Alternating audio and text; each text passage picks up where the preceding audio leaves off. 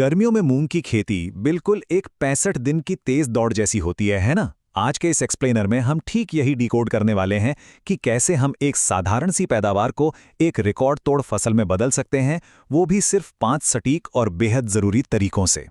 तो हमारा आज का रोड मैप कुछ इस तरह है।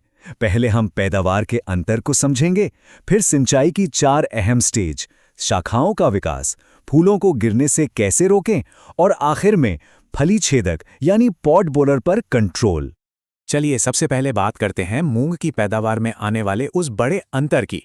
देखिए, असल में होता क्या है, हम उम्मीद तो लगाते हैं कि प्रति एकड़ 8 से 10 क्विंटल की बम्पर उपज मिलेगी, लेकिन सच्चाई अक्सर 3 से 4 क्विंटल पर ही सिमट कर रह जाती है। मतलब सीधा आधे से ज्यादा का नुकसान, और ऐसा सिर्फ छोटी छोटी चूकों की वजह से होता है।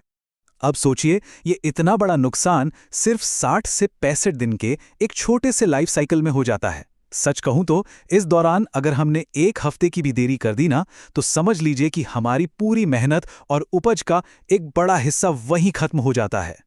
यहीं पर हमारा दूसरा पॉइंट आता है, सिंचाई की 4 सबसे क्रिटिकल अवस्थाएं। मतलब सही वक्त पर बिल्कुल सही मात्रा में पानी। गर्मियों की तेज धूप से फसल को बचाने के लिए हमें पानी देने का टाइमिंग बिल्कुल सटीक रखना होगा। पहला पानी बोआई से ठीक पहले ताकि अंकुरण अच्छा हो, दूसरा 20 से 25 दिन पर जब पौधे का विकास हो रहा हो, तीसरा पानी फूल आने से जस्ट पहले नमी बनाए रखने के लिए, और चौथा जब फली बन रही हो ताकि दाने अच्छे से भर सकें। लेकिन रुकिए, यहाँ एक बहुत बहुत जरूरी चेतावनी है जिसे भूलना नहीं है। अगर पौधे पर फूल पूरी तरह से खिल चुके हैं तो भूलकर भी सिंचाई मत कीजिएगा।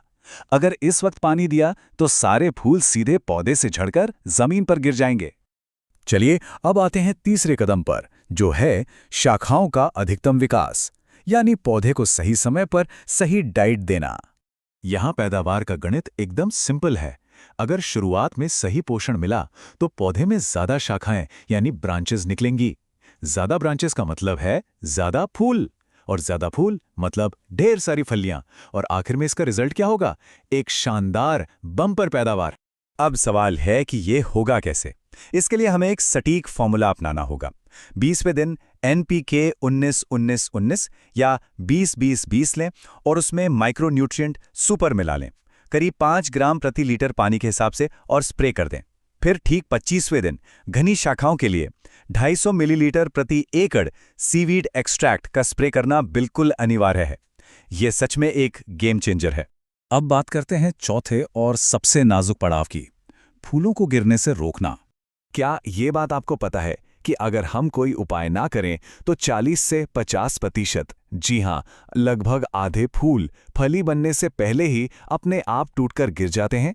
ये सच में काफी चौंकाने वाला और नुकसानदायक आंकड़ा है। तो इस भारी नुकसान से कैसे बचें? यहाँ एंट्री होती है एक स्पेशल प्लांट ग्रोथ रेगुलेटर की, जिसे ब्लू बूस्टर कहते हैं। इसमें होमोब्रासिनोलाइड 0.04% होता है। अब इसका काम बड़ा दिलचस्प है।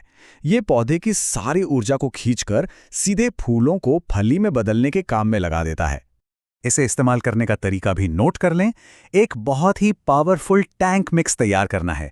5 ग्राम प्रति लीटर पानी में NPK 05234 मिलाइए और साथ में 100 मिलीलीटर प्रति एकड़ ब्लू बूस्टर डाल दीजिए। ये जादुई मिक्स ना सिर्फ फूलों को झड़ने से रोकता है, बल्कि दाने का आकार और उसका वजन दोनों बढ़ा देता है। और अब आते हैं 5वें और आखिरी स्टेप पर, फली छेदक या पॉड बोरस पर कंट्रोल। फसल तैयार होने के आखिरी हफ्तों में ना एक अदृश्य दुश्मन हमला करता है। वो है फली छेदक इल्ली। ये इतनी चालाक होती है कि फली के अंदर घुसकर सारा दाना खा जाती है।